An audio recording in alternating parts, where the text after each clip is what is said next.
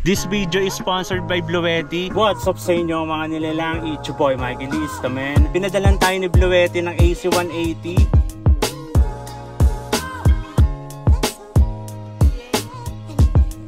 Alam naman natin na importante sa ating pagbaban life ang electricity. Kaya naman ang ating camper van, imbis sa solar setup ang gawin ko, ay pinili ko na kumonekta sa ating portable power supply. At yun ang Bluetti. Sa mga nagtatanong sa atin kung paano nga ba natin nabubuhay ang mga ilaw at ang mga appliances natin dito sa loob ng camper van, ay dahil yun sa ating power supply na Bluetti. Dahil nga madalas tayo sa liblib na lugar, ay mahalaga na meron tayo nito. Dahil ayoko lang bumase sa sikat ng araw. At dahil nga portable, ay pwede ko siyang ilagay kung saan ko gusto. Pwede kong i-charge kung saan man ako manghihinto. At pwede ko tong gamitin sa bahay kung sakali man mag-brand out. Tara, i-review natin to, men. Dumako tayo sa specs. At ano nga ba ang mga kayang gawin nito? Ang AC180 ay meron 1,800 watts AC output at 1,152 watts hour na larger capacity.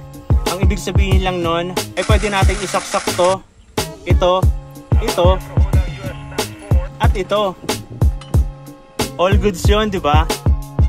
Meron siyang 11 output ports para sa ating mga device. At ang maganda dito ay meron siyang 4 na ways para i-charge. Yun ang AC o isasaksak mo siya sa 220 volts sa bahay mo.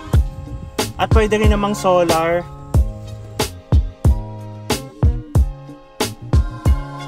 Kaya naman kahit on the road tayo ay nakakapag-charge.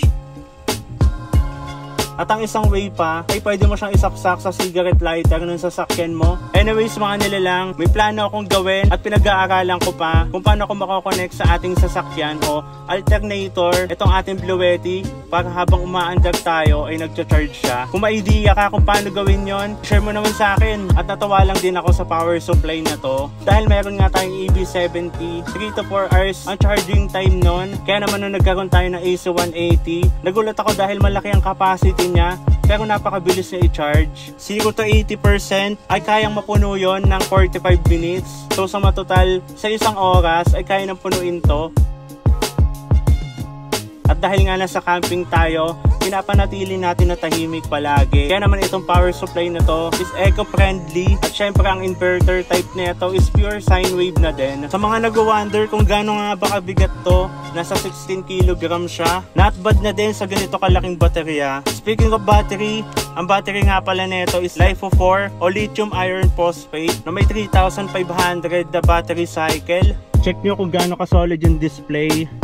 Blue men. At meron na rin siya indikasyon kung ilang watts yung pumapasok sa'yo at kung ilang watts naman yung lumalabas. Na talaga namang kailangan ko dahil mahina tayo sa computation ng mga wattage. Subukan natin pagganahin lahat ng mga nasa loob ni Homey. Kung ilang wattage nga ba lahat ito?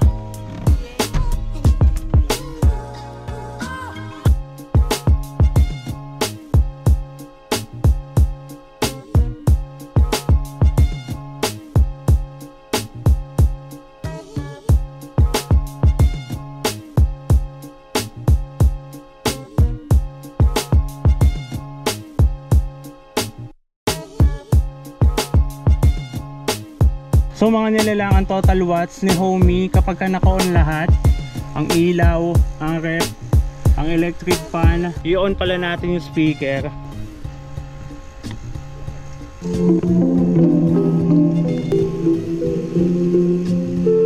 Naka-on na din ang water pump. Lalaro lang siya sa 75 to 78 watts. Napaka-solid nun. Napakababa lang ng wattage. Pinili ko kasi talaga mga nilalang na puro 12 volts yung mga nasa loob ni Homey. Sa kadahilan ng mababa nga lang to kumonsumo. Kaya naman sa mga nagtataka na kahit ilang araw tayong hindi umuuwi, hindi ako nagcha-charge, ay meron pa rin kagato. Dahil nga ang sinetup natin dito is 12 volts lang. 12 volts ang ilaw, ang water pump, ang fan. Bukod lang dito sa ating refrigerator na 220 na kumukonsumo naman ng 45 to 60 watts. Napakababa lang nun. At halos 5 nga nilalang itong AC180 ay tumatagal sa akin na 3 hanggang 4 na araw. At minsan 10 days pa kapag talagang tinipid ko. Dito naman nakalagay ang ating electrical.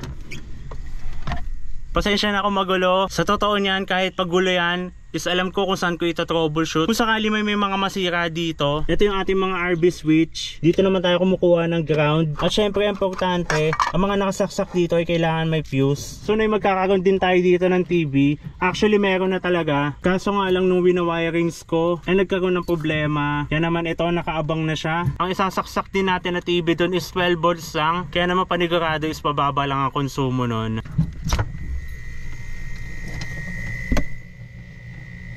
So yun mga nilalang, yun ang electrical system ni Homey. Mas pinili ko na 12 volts ang dumadaloy sa mga kuryente ni Homey sa kadahilanan na mas mababa ito kumonsumo. At dahil nga sa solid natin na power supply na AC180 ay mas tatagal na tayo sa kalsada at pagbaban life. Anyways, kung sakali man maubos tong AC180 natin, is nandiyan pa din naman yung ating Bluette EB70 na sumama sa atin sa loob ng halos 1 taon. Kaya naman may backup pa din tayo. All good sa mga naghahanap na legit store. Ay ilalagay ko na lang yung link dito sa description ng video na to. All goods!